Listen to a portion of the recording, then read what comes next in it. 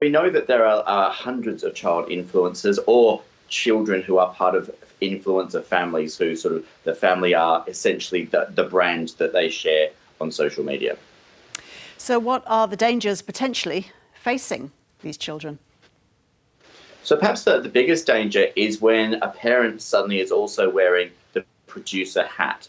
And it's very difficult to balance the rights of the child and a child's best interests when you're both trying to promote them on social media, encourage them to have a larger following, encourage them to perhaps perform for the camera, but also look after their interests, their rights, and perhaps their future privacy. Now, it can be done, but often when a parent is juggling those two hats all of a sudden, and if they don't have any background in the industry, if they don't know that much about the media, for example, then it's very difficult for them to know all the things that they need to know. And because we don't have any rules or regulations really around when a child is considered to be making money at a certain level that needs regulation, basically there isn't regulation. What that means is that a child can suddenly be attracting hundreds, thousands, tens of thousands of dollars potentially, and a parent is often trying to navigate that anew. Firstly, how does a child become an influencer?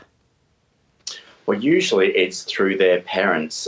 Sometimes they start out just simply sharing photos and videos and they get a certain number of followers and then they get approached by brands and it sort of trickles on from there. Sometimes it's very purposeful. Parents are very much in the same way you might think of child actors or child models, setting them up to be influencers, but often, and perhaps more problematically, it's when it sort of happens organically and simply a child is seen perhaps on their parents' account first, maybe a specific account is set up just for them, and then an audience grows.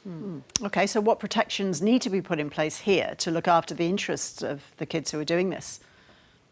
Honestly, I think we need to really rethink the way that child labour laws work. We've got rules around, for example, child actors and child models. I think when a child is in a position of making money, when there is money changing hands for them to spruik products or for their parents to spruik products that they're wearing or something like that, then really we need to think of this as paid labour. And in those cases, we really need to extend the sort of rules that we've got to basically think about how much a child should be working and think of it as work. The real trick here is sometimes it's thought of as, oh, it's play that's just making money. Well, it's not. It is work. And so we need rules around what sort of work, how many hours, where the money should go. Does the money go directly to the parent? Should it go into a trust fund?